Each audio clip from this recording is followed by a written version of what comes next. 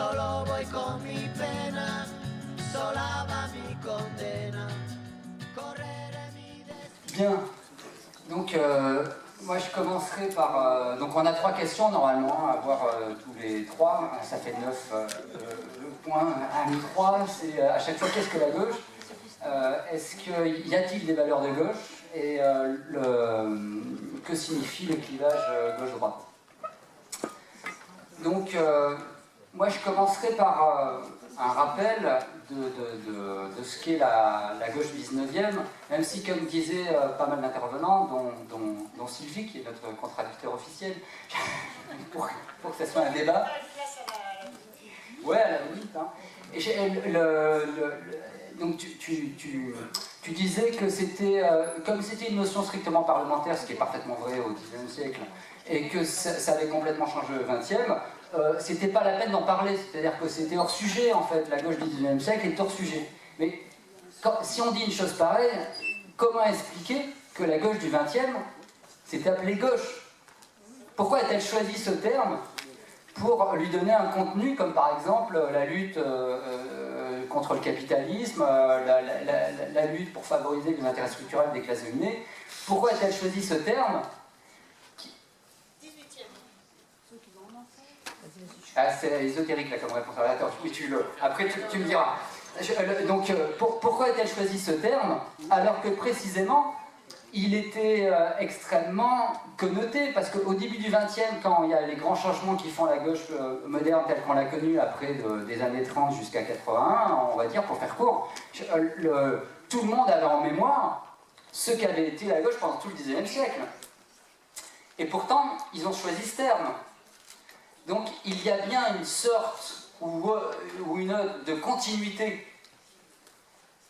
S'il n'y a pas de continuité, il aurait fallu, évidemment, comme pour éviter cette ambiguïté, il aurait fallu d'emblée choisir un autre terme. Or, c'est celui-là qu'ils ont choisi. Et pourquoi ils l'ont choisi? Mais parce que c'était une alliance entre la gauche du 19e, ou celle de la Troisième République, pour faire court, et les socialistes.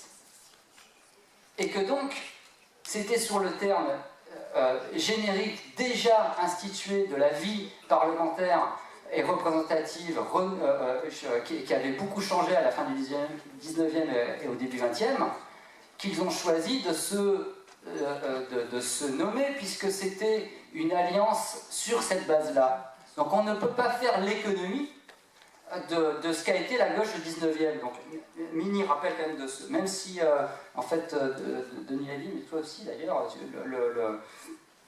de ce qu'elle était au 19e. Au 19e, c'est quoi? C'est effectivement un clivage interne aux classes dominantes, entre les anciennes et les nouvelles, l'aristocratie, celle de l'Ancien Régime, et les nouvelles, celle de la bourgeoisie, qui est la gagnante de la Révolution française, et également interne aux nouvelles classes dominantes, parce que dans les nouvelles classes dominantes, il y en a qui sont plus ou moins libérales. Il faut entendre par libéral le libéralisme politique des temps modernes et contemporains, à savoir état de droit, constitution, parlementarisme, gouvernement représentatif, droits de l'homme, etc. Et qui le sont plus ou moins. Le corps électoral, s'il doit y en avoir un, doit-il plus ou moins être plus ou moins large, etc. Il y a des débats au sein des nouvelles classes dominantes pour savoir comment organiser les nouvelles institutions pour qu'elles soient efficaces, pérennes, opérationnelles et servent au mieux l'intérêt général qu'ils voient évidemment midi à leur porte, c'est-à-dire à l'aune de leur propre intérêt. Donc, à chaque fois, pendant tout le XIXe siècle, cette notion qui est effectivement strictement parlementaire, donc ce n'est pas une notion idéologique où les gens se reconnaissent à l'extérieur du Parlement, où il y aurait des hommes et des femmes de gauche ou de droite, ou des intellectuels de droite ou de gauche, il n'y a rien de tout ça. Il y a juste des parlementaires qui sont soit à gauche, soit à droite. Et ils sont à gauche quand ils sont plus libéraux que les copains de droite, au sens politique, ou alors s'ils sont, à partir d'un certain moment, républicains, alors que les autres sont, par exemple, je sais pas, orléanistes bon. Donc, c'est l'origine de ce terme. On ne peut pas l'oublier.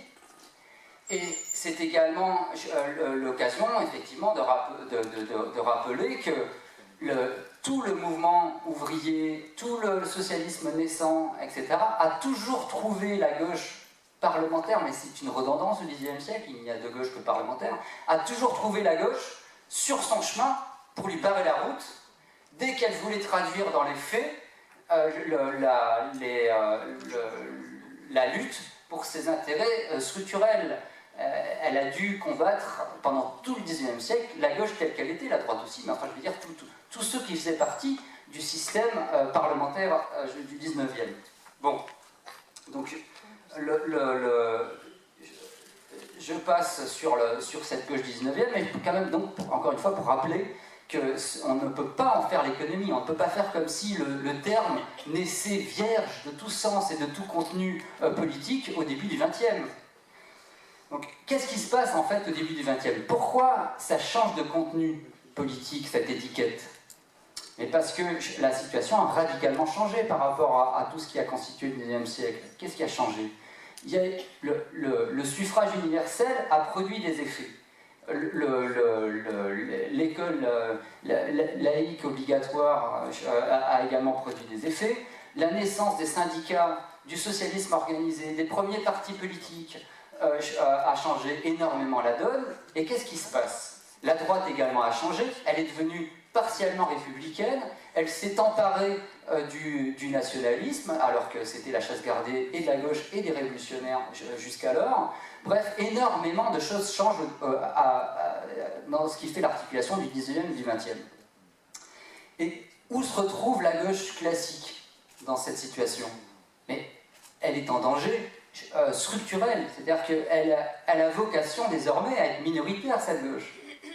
Parce qu'elle est menacée d'un côté par un renouvellement de la réaction, qui n'est pas qu'une... à la fin du 19e, au début 20e, c'est pas juste là maintenant, pendant les années 60-70, on parlait sans arrêt de réaction, sans trop savoir de quoi on parlait, mais à la fin du 19e, au début 20e, en fait, il y a un renouvellement du danger réactionnaire, d'un côté, et de l'autre, par le mouvement socialiste, qui ne cesse de prendre de l'ampleur, dans un cadre du suffrage universel et des syndicats de masse et des partis de masse qui se créent. Mais elle a vocation à être structurellement minoritaire, cette gauche. Donc, si elle ne veut pas être structurellement minoritaire, il faut qu'elle s'allie soit avec les uns, soit avec les autres. Donc, elle fait le choix de s'allier avec la partie des socialistes qui veulent bien rentrer dans le jeu parlementaire pour ne pas être structurellement minoritaire. Alors après, il y en a qui acceptent, il y en a qui refusent, mais le nouveau contenu de la gauche, puis ça prend du temps, hein, ça passe par l'affaire Dreyfus, ça passe par le gouvernement Combes qui s'appuie sur le bloc des gauches de 1902 à 1905, ça passe par énormément d'événements, et c'est que dans les années 30 en fait que la nouvelle signification de la gauche qui commence à essayer d'épouser maladroitement, parce que ça rentre mal dans les nouveaux vêtements, le conflit de classe à l'intérieur du clivage gauche-droite, pour lequel il n'était pas fait au départ. Donc évidemment, ça coince un peu dans la couture du veston. Mais enfin, ça passe plus ou moins à partir du moment, notamment, où en 1934, le PCF, qui combattait la gauche de manière radicale, du congrès de Tours jusqu'en 1934, le PC naissant ne cesse de dénoncer et de combattre la gauche. Il la rejoint parce que c'est une impasse électorale pour lui, et du coup, il avalise définitivement, parce qu'il n'y avait quand même pas que le PCF, il avalise définitivement la nouvelle signification de la gauche. Donc, la nouvelle signification de la gauche, c'est que, et c'est ce dont on parlait également tout à l'heure, c'est que c'est une alliance un peu entre la carpe et le lapin, où il y a des républicains bourgeois, libéraux, radicaux, et tout ce qu'on veut, qui sont absolument pas pour une lutte, pour un démantèlement du capitalisme, mais qui sont pour le maintien des institutions républicaines traditionnelles, en incluant la question sociale qui était complètement exclue du contenu idéologique de la gauche du 19e. et en essayant un petit peu de lui enlever ses côtés les plus corrosifs, dangereux, et en l'amadouant, en la parlementarisant, pour consolider la nouvelle majorité parlementaire qui se crée à l'occasion de cette nouvelle définition idéologique de cette étiquette, qui du coup sortait de l'enceinte du Parlement. Bon, donc ça c'est ce qui se passe pendant l'époque classique de la gauche, dans laquelle visiblement tous ceux qui disent ce que vous dites voudraient enfermer sous un bocal en disant ça c'est l'essence de la gauche, c'est-à-dire en substantialisant une étiquette conjoncturelle en disant ça c'est l'essence de la gauche. Alors que l'alliance conjoncturelle est floue idéologiquement, mais qui s'est mis à avoir un contenu de classe partiellement de 1900, enfin des années 30 jusqu'en 1980, on va dire, parce que là c'est la fin de ce concept, c'est l'essence de la gauche. Alors que cette étiquette et ce mot existaient. Donc c'est très sartrien, quoi. C'est ah non, c'est l'inverse, je me gourre. Son existence a précédé son essence. Bon, en tout cas, ce qui est sûr, c'est que c'est une tentative voue à l'échec, parce que comme c'est une étiquette qui ne correspond pas à un concept, on est victime de son contenu conjoncturel. Ça a été une fabrication ad hoc d'un contexte électoral et politique particulier. Il a du coup revêtu le contenu de cette époque-là. L'époque a changé, son contenu change. Si j'ai le temps, ouais. Il faut voir en fait sa troisième mutation, parce qu'il y a une troisième mutation du contenu idéologique de la gauche depuis les années 60. Donc on ne peut pas lutter contre l'effet de contexte qui change le contenu de cette étiquette. Encore une fois, ça serait un concept cohérent, clair, transhistorique, universel, comme démocratie, souveraineté. D'abord, on s'en ficherait que le nom change. Parce qu'encore une fois, quand le concept est clair, on peut très bien lui donner une autre étiquette. On n'est pas vulnérable du contenu conjoncturel d'une étiquette qui a été dévoyée, on en prend une autre parce que le concept il est là, il est clair, et on continue avec le concept et on laisse tomber le terme. Mais on ne peut pas faire ça avec la gauche, c'est une étiquette sans concept. Donc on est vulnérable de l'effet de contexte. Et l'effet de contexte change, parce que quelle est la troisième mutation idéologique du contenu de la gauche, de cette étiquette? Et à partir des années 60, ce sont des choses radicalement différentes du compromis électoral qui s'était passé de l'affaire Dreyfus jusqu'à l'acceptation du PCF de la gauche. Qu'est-ce que c'est?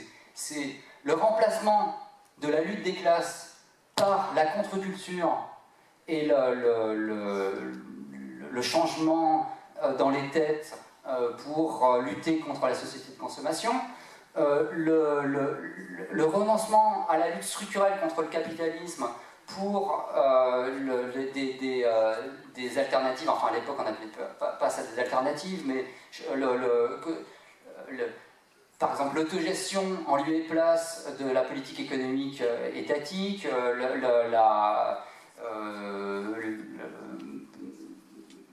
l'individualisme, les valeurs sociétales, l'écologie en fait non politique, celle qui pense que par les réactions locales ou internationales on va pouvoir éviter de lutter contre le capitalisme en créant, on va savoir quelle écologie alors qu'on a renoncé aux outils principaux pour combattre ce qu'il produit, le capitalisme, etc. etc.